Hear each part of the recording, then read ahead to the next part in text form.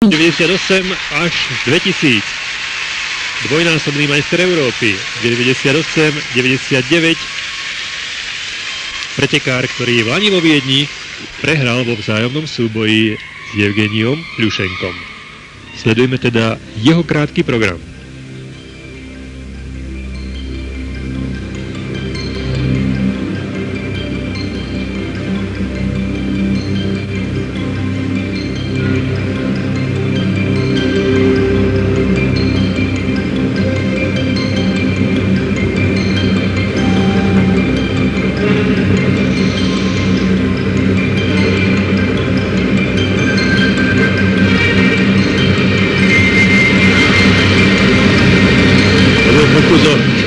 Tulupa, videli ste, ako sa skončil.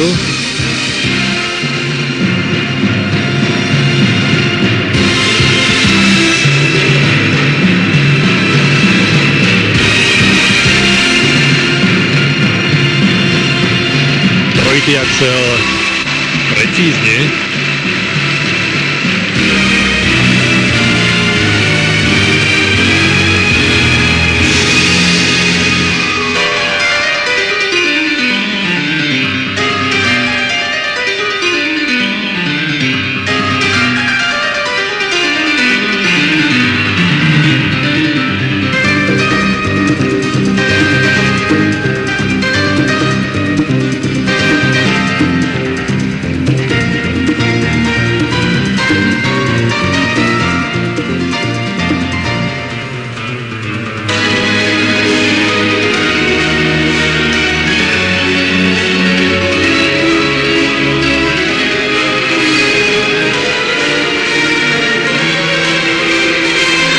Felix.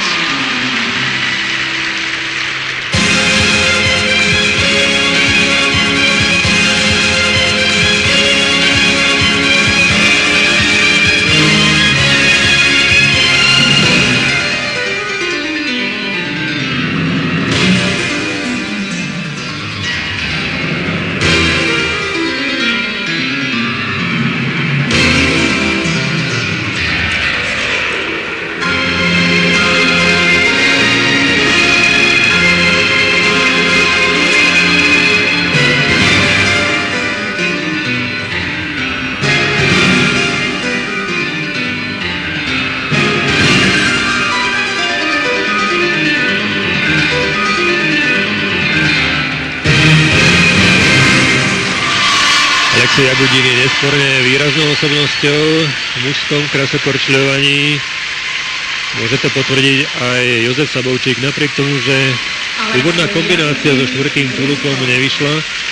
Bohužiaľ, hej, on sa do toho trošičku skoro vrhol, nevyčkal si na odskok. A ja som práve, my sme spolu boli v Nemecku v lete a tam sme spolu trošičku na tom robili a ja som mu to práve vysvetloval, on má totiž strašnú silu, on to dokáže, aj keď je úplne šikmo a vo vzduchu, tak to stále dokáže ustáť, ale už toho je to trošičku problematickejšie, pretože tam nie je toľko času. Áno, tam to musí byť vlastne technicky tak dobré ten odraz, že... No to musí byť úplne dokonalé, pretože tam fakt nie je miesto na chyby. Áno, pozrime sa. 1, 2, 3, štvrtá obrátka, ale už dopad. Áno, on sa začal vypadávať von z kruhu už od začiatku, pretože sa do toho vrhol trošičku skôr. Ale mal s ním problémy už aj na rozjazke, tak mal dosť zlý pád na rozjazke, tak možná, že bol trošičku z toho vyvedený z miery. Trojitý axel však bol naozaj ukážkový, učebnicový. No uvidíme, ako rozhodcovia ohodnotia jeho krátky program.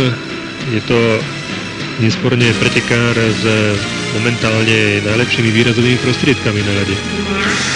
No ja si myslím, že rozhodcovia si ho tam volá, kde udržia. Okrem toho záleží ešte aj od ostatných, ako zajazdia.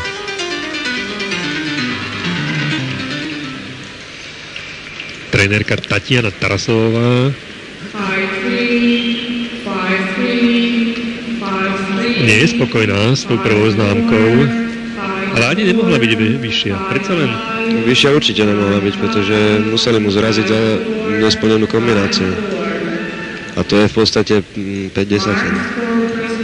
To To znamená, že keby bol býval skočil, tak v dvoch prípadoch mal dostať potom 6. Asi áno. No, rozhodcovia sú síce dôslední, ale vždy si tam nechajú nejakú medvierku. Druhá známka je veľmi vysoká.